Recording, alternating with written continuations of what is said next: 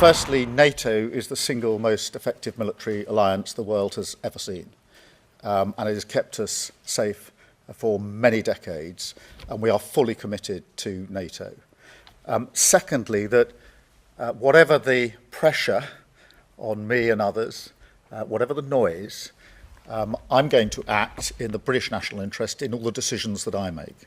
And that's why I've been absolutely clear that this is not our war, and we're not going to get dragged into it. It is increasingly clear that as the world continues down this volatile path, our long-term national interest requires closer partnership with our allies in Europe and with the European Union.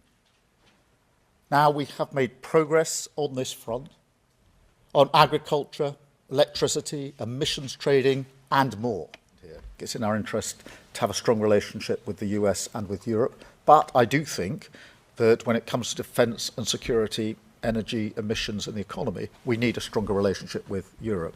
I actually think that will help strengthen our relationship with the US because successive presidents have said that Europe needs to do more on their defence and security. I've long argued that with European colleagues that we should be doing more.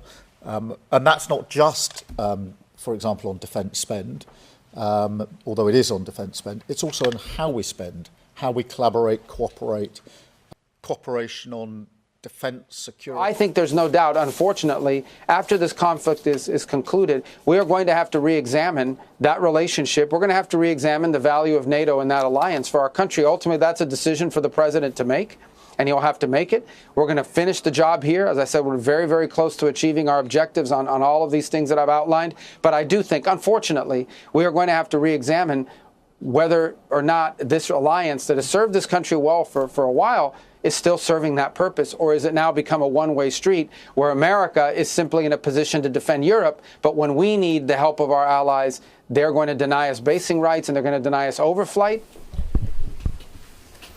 And as far as NATO is concerned, that's a decision that will be left to the president, but I'll just say a lot has been laid bare. A lot has been shown to the world about what our allies would be willing to do for the United States of America when we undertake an effort of this scope on behalf of the free world. These are missiles that don't even range the United States of America. They range allies and others, and yet when we ask for additional assistance or simple access basing and overflight, we get questions or roadblocks or hesitations. And the president's pointing out, you don't have much of an alliance if you have countries that are not willing to stand with you when you need them. He's simply pointing that out, and ultimately it'll be his decision of what that looks like after this is complete. And I think the president was clear this morning in his truth that there are countries around the world who ought to be prepared to step up on this critical waterway as well. It's not just the United States Navy. Last time I checked, there was supposed to be a big bad Royal Navy that could be prepared to do things like that as well. So he's pointing out this is an international waterway that we use less than most, in fact, dramatically less than most. So the world ought to pay attention and be prepared to stand up. President Trump's been willing to do the heavy lifting on behalf of the free world to address this threat of Iran.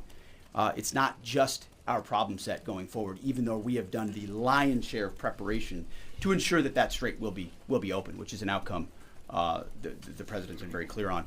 And for adversaries, Russia, China, North Korea.